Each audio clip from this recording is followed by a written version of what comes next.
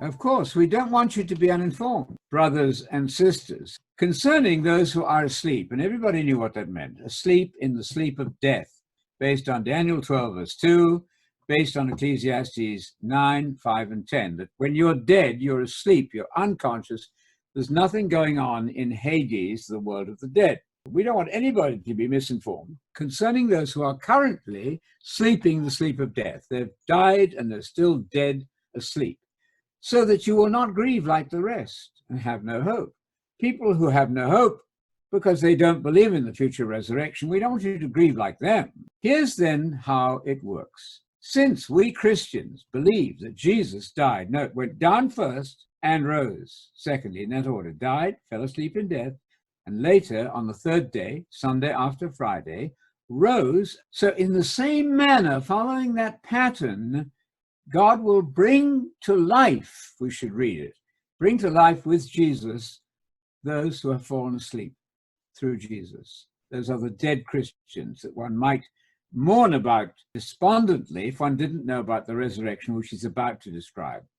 For this we say to you, that little word har, for, this means, let me now unpack what I've just said.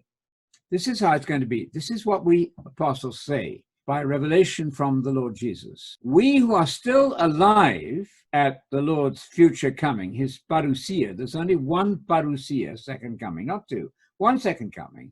Those of us who happen to be surviving to that time, certainly it wasn't Paul, will have no advantage over those who have fallen asleep. Then he says again, har, for, let me tell you now what I mean. Let me unpack this further. The Lord Jesus, this is, will descend, come down from heaven with a shout, the voice of an archangel accompanying this marvelous event, and with the seventh trumpet of God, as it turns out to be in the book of Revelation, the trumpet of God.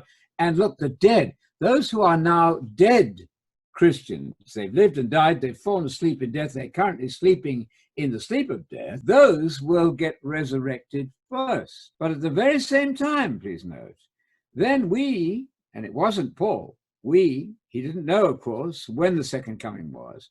We, whoever this turns out to be, who are still alive at the parousia, which is coming, will be snatched up together with them, the ones who have died and are sleeping, are then resurrected, all of them together. The living Christians, those who have died and are asleep in the grave, all in one great crowd, will be caught up in the clouds to meet the Lord. That's what you do with a distinguished visitor. So this often, if the Queen should come to tea with me in England, we would go to the end of our driveway and escort her in the direction in which she's going, just as the disciples in Rome at one time in the book of Acts went out to meet Paul at a certain distance, to then turn round and come back with him in the direction which he's going. It's exactly that image.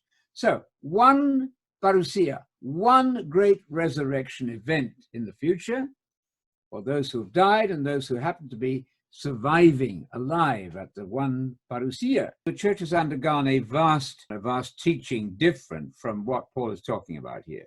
It was later on that the doctrine of the immortal soul came in from Plato, a pagan idea, and that taught that there was an immortal part of us that is bound to survive. If it's immortal, it has to go somewhere.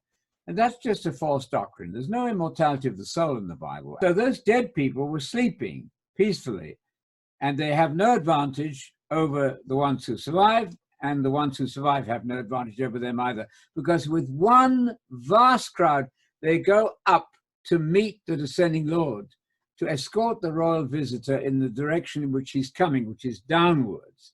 So they go up, and they do the U-turn and come down with Jesus.